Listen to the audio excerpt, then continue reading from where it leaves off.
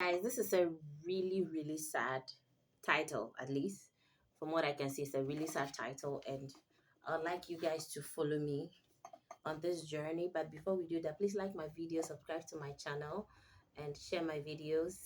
Um, just be a part of this community, and then please comment. I noticed that nobody ever comments. Please comment, okay? Comment so that I can interact with you. We interact, and then I get your opinion. If there's something you want me to read, I would like you to basically tell me. So, but thank you very much for coming here. I really, really appreciate you so much, and I'm very glad to have you here with me. So the story here is I absolutely hate my sister. I absolutely hate my sister. Let me say it again. I absolutely hate my sister. I think this is so sad that I already hate my 6-year-old sister. I'm 14. Oh, these are kids talking. And we are 8 years apart. She hits, she'll bite, she'll punch, and if she hits me, I'll hit her back. She's so aggressive, and I'll even lie to my mom that I hate her and fake cry. She swears so much, my parents do nothing about it. Call me a bitch, shit head, and probably more today. She gets whatever she wants. She will scream and cry until she gets what she wants, and she always gets it. She's making my family miserable. She's the main reason that we argue and are mad at each other. She puts everyone in a bad mood, and I dread being around her. Isn't it sad? I dread being around my 6-year-old sister. And I believe it is because of one thing: YouTube. She has a phone and a tablet, and I've told my parents multiple times that it is all the phone's fault, that she learns things from that and that she shouldn't. They don't listen. Nobody listens. I cannot wait to go to college so I get away from her.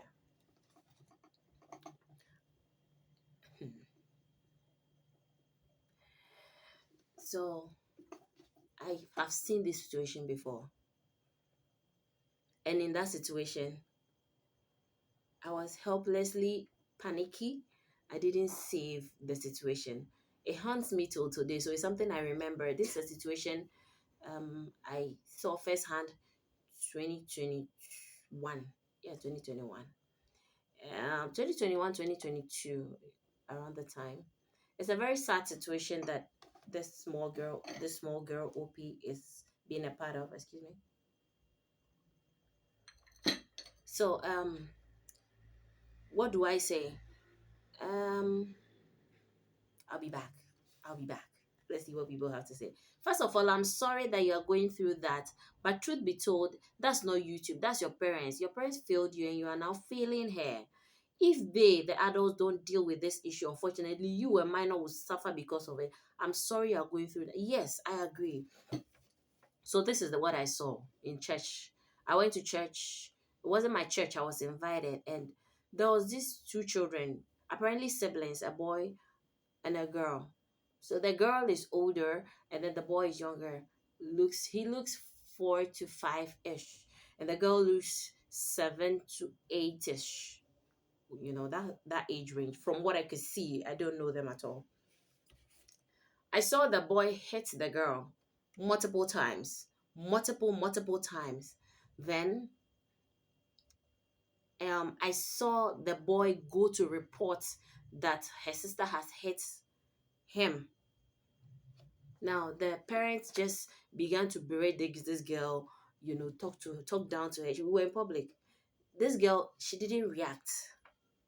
So she didn't react. She didn't do anything. She just began to cry. But she wasn't crying. She was tearing up. So what I mean by that is that she was just enjoying what her parents were saying, and then tears were flowing, no sound from the mouth, just tears, no sound from the mouth. Now, um, that was not what happened. What happened was the boy hit the sister and then went to lie that the sister has beaten. Mom just picked sides. And from the way the girl cried or the way she was tearing up, I could just see immediately that this is a girl that has become used to this. So much so that she doesn't bother to explain what happens. and she's just looking 8 to 9 ish to me.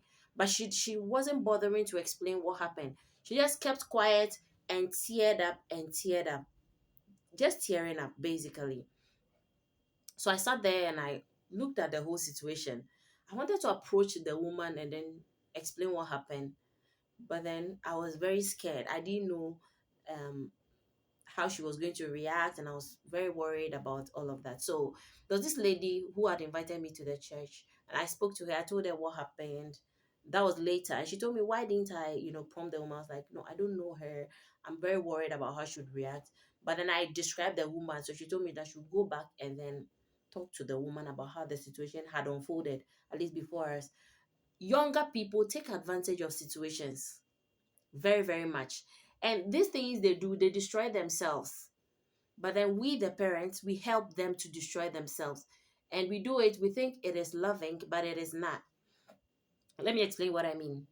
When you look at the prodigal son story, okay, why is the prodigal son having the freedom to hang around the house when his brother is um in the farm, or in the wild taking care of the animals? The prodigal son is at home.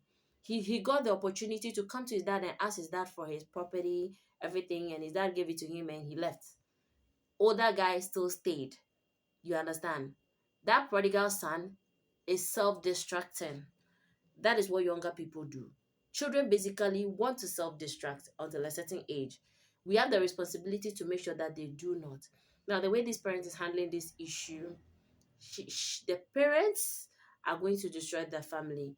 The older girl, 14, she probably is going to get into a lot of trouble in her bid to find acceptance elsewhere. I don't know what she will run into. But please, Opie, I want you to remember the story of the prodigal son and know that at the end of everything, when he came back, they threw a party for him and everything. The Bible tells us that the older boy, the Bible tells us that um the father told the older boy that whatever I have is yours. Your brother has been lost and he's been found. They are basically just throwing a party for him. But then you, everything that I have is yours. There is value in remaining good. It isn't immediate, but it's definite. There is value in remaining good. So I urge you to just don't run into situations in your bed to escape this particular family or your family. Get yourself into worse situations. There are a lot of people in this world that are taking advantage of people like this, because she's basically running away from this. She could get into a lot more trouble. Okay, so the parents are not doing very well. I do not know them, but then OP, I think you could talk to maybe an aunt or something to speak to them. But let's see. I have a 6-year-old daughter, and I'm trying to picture her doing any of this. Hell no. Your parents aren't doing their job whatsoever. I feel for you. Yes, I actually feel for you. I'm so sorry about that. You are you are your parents are the problem, not her. If they would probably discipline her, she wouldn't be that way. Definitely. And I think there's still time. She has a lot of time to discipline her, or else she could turn this whole family upside down in her bed too. She gets her way all the time. Life is not like that. You're not going to get your way all the time. So she has to learn how to not get her way around people, or else she's going to get into a lot of trouble. And then we all have all these addictions to phones. Let's help our kids to lower the rate at which they are addicted to phones. Thank you very much, and subscribe to my channel. Bye bye.